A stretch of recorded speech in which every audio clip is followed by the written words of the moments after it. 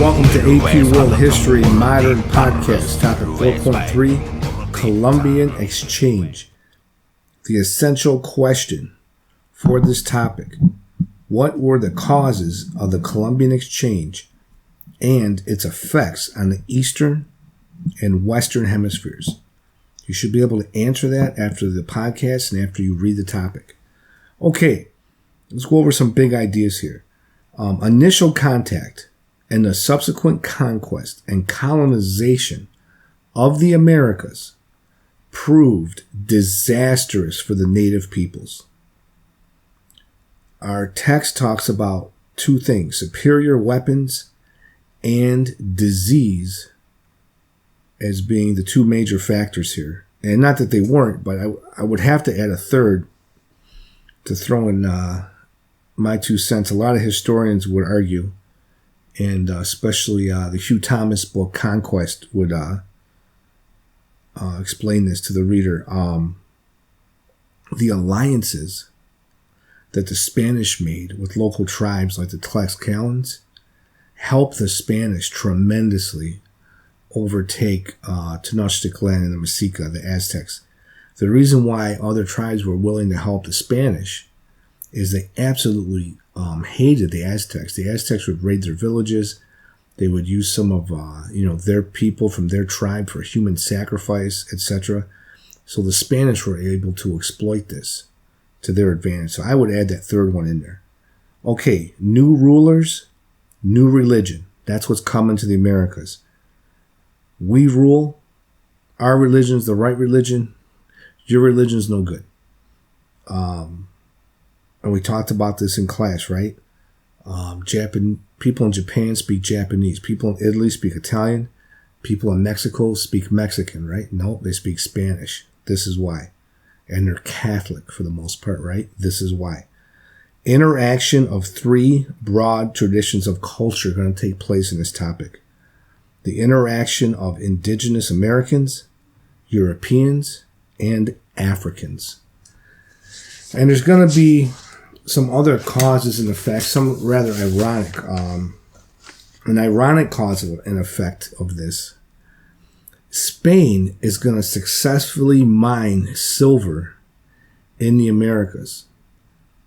However, and here lies the irony, this silver is going to spark inflation in Spain. The inflation in Spain is going to contribute to the downfall of the Spanish Empire. So that was an ironic cause and effect. Okay, if you're taking notes, highlight or underline this. Here's our topic: diseases and population catastrophe. Disease was responsible for the majority of the deaths of the indigenous peoples. Conquerors like Pizarro, Cortez, they brought smallpox pathogens that were spread through the respiratory system. Rats, insects, other disease-carrying animals brought malaria and measles as well. The indigenous population of the Americas fell by more than 50% through disease alone in less than a century. This is considered one of the greatest population disasters in human history. And you got to remember, again, it's a survey course. We learn a little bit about a lot. But if you dig into these topics deeper, you're going to see, if we take Hernan Cortez, 1519 as an example, militarily, they had gunpowder, but they really took a beating. And, there's a famous story about Cortez crying under a tree in defeat. But while he was crying under that tree, smallpox was making its way through the population of the indigenous peoples of Mexico, and a lot of them died from disease, and it kind of fulfilled religious prophecy. And another irony, Cortez had a lot of dumb luck. When he shows up with a horse, there was actually a prophecy that they had of a pale god that was this huge creature, this huge being. And at first they didn't realize that he was a man riding a horse. They thought it was like one being, like this one godlike creature. And he fulfilled a prophecy that he didn't even realize. and he accidentally brings smallpox with him. And then he gets, cooperation from the local tribe. So a lot of other things had to go his way for it to work, because he only shows up with like 550 men, somewhere around there. And, to kind of put it in perspective, and this is still true today. Like, my wife had to go to Africa. She didn't have to, but she went to Africa to help build a school. And she really wanted to go. And she had to get, a ton of shots. She went to Mali, Africa. And, if you just go to Africa, or I had friends that went to India, they have to get a ton of shots. Because if you just show up in India, you could get incredibly sick, or you can make other people very sick. So it's still true today. When my wife was in Mali, Africa, they had like a well that everybody in the village drank from. If my wife or any of the other teachers that she went with, if they drank from that well, it could kill you. But the locals, they had built up an immunity to what was in that water, so they were fine. So it's not something that's gone away. When you travel to other parts of the world, oftentimes you have to get vaccinated. Okay, next topic, animals and foods. Germ and disease transmission were only one part of the Columbian Exchange. So if you're keeping track of things, these different parts, germ and disease is definitely on top of that list. But another major component of the exchange was the sharing of new crops and livestock in both directions. If you look at the horse, for example, the Europeans brought the horse to North America. Indians were able to hunt buffalo on horseback now instead of on foot. So they could, cover a larger portion, right? So, it wasn't all negative. There's a whole lot of negative as far as the indigenous peoples are concerned. But the horse did help. You also see the beginning of cash crops and forced labor. What do I mean by cash crops? Farming originally in indigenous peoples, we grow this food and then we feed our families, we feed people from our village or our tribe, whatever word you want to use. It was, for self-sufficiency, right? To sustain life, sustainability. Well, now you're growing food to sell it for money, right? And you had forced labor. And unfortunately, another commodity of the Columbian Exchange were people. Human beings themselves are going to become part of this exchange. We're talking enslaved Africans are going to bring biological and demographic changes through the Columbian Exchange. Another thing they brought, like okra and rice to the Americas. The lure of sugar is our next topic here. While Spain profited from silver, the Portuguese Empire is going to focus on agriculture. And Brazil is going to be the center of the Portuguese American Empire. Like if you go to South America today, right? It's good to know Spanish, right? Well, guess what? In Brazil, what language they speak? Portuguese. Sugarcane is going to be an incredibly profitable commodity. And there's not enough laborers to produce all the sugar. So the Portuguese are going to import enslaved people from Africa into places like Brazil, and they're going to make a ton of money on sugar. So here's a cause for you. Demand and profits of sugar. What's the effect? A dramatic increase in the number of Africans captured and sold through the transatlantic slave trade. African labor was so numerous in Brazil that their descendants became the majority population in the region. That's kind of incredible if you think about that. Slave importers sent more than 90% of slaves to the Caribbean and to South America. Only about 6% of the slaves were coming to British North America. Until the mid-1800s, more Africans and Europeans went to the Americas. Sugar plantations processed so much sugar that they were referred to as engenhos, which means like engines in Portuguese. Because of the horrible working conditions, plantation owners lost from 5 to 10% of their labor force per year.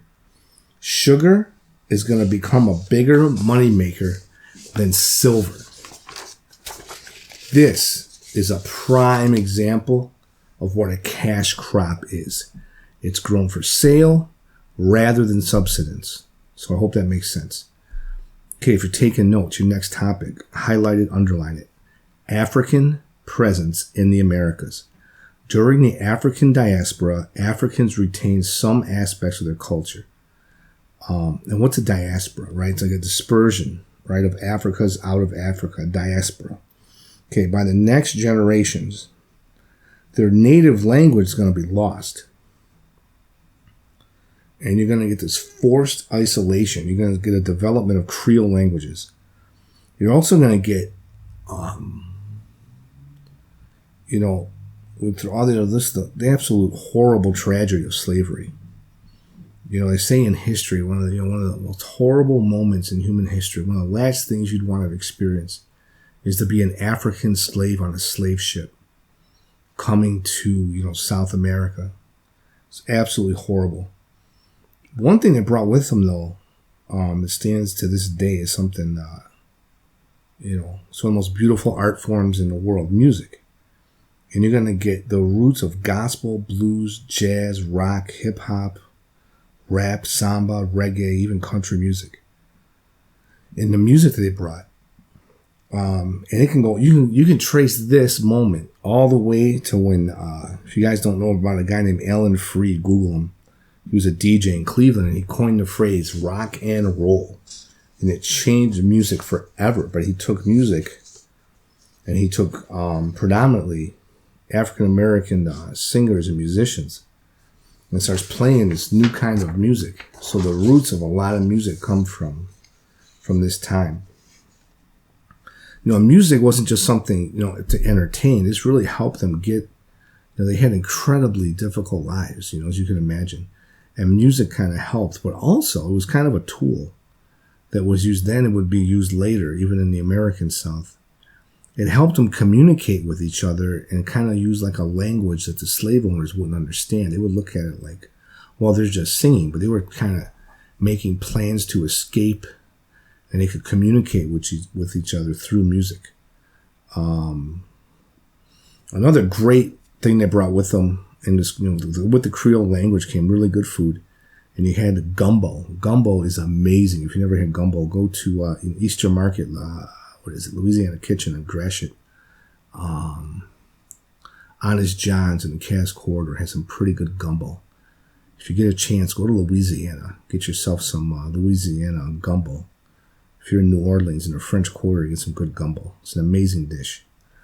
But this topic's kind of short, and I can kind of outline the main points with you. If you have your text, look at the charts on page 213 and 214.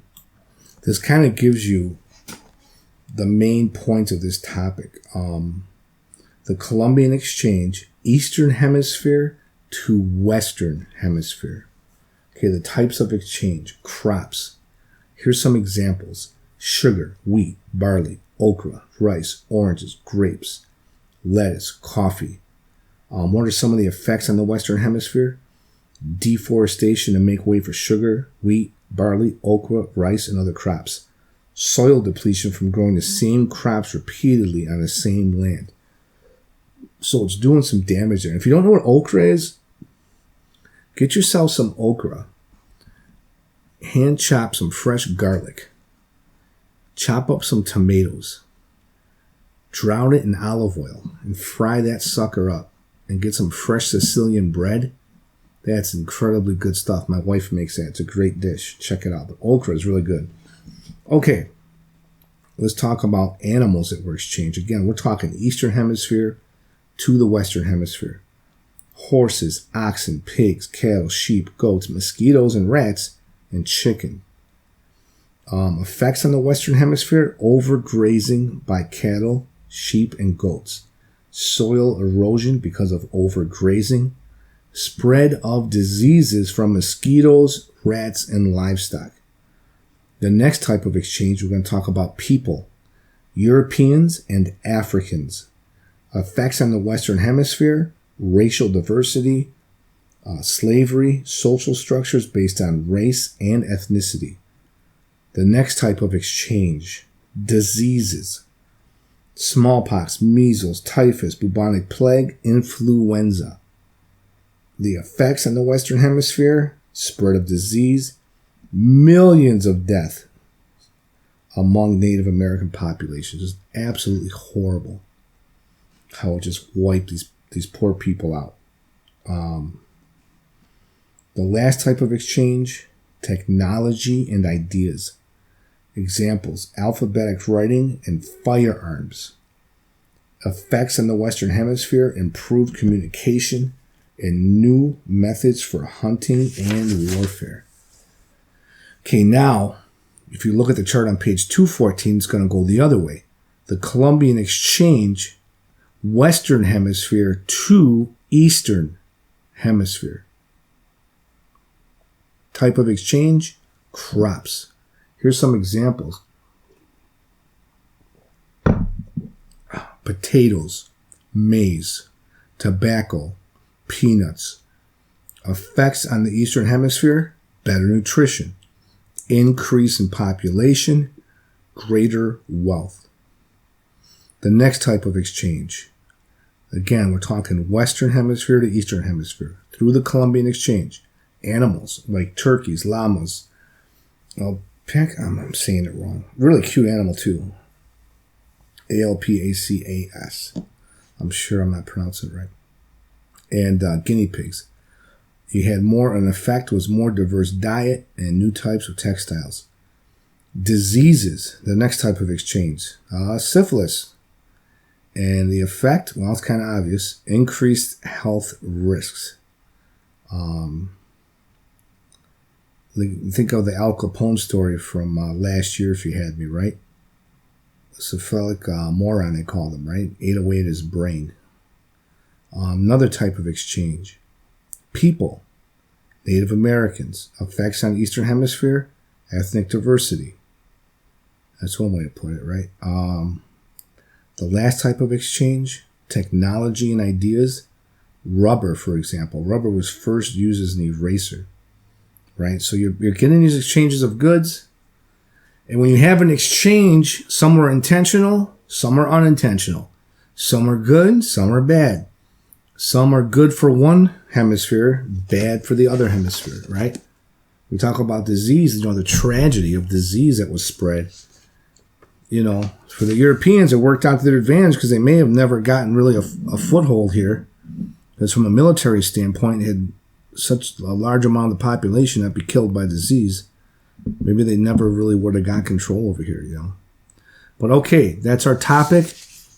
A lot of good stuff in there, a lot of specifics, right? When you're writing your DBQs, you want to be specific. Don't generalize. So there's some stuff for you for the multiple choice, your complexity point, your contextualization point. See you in the next podcast.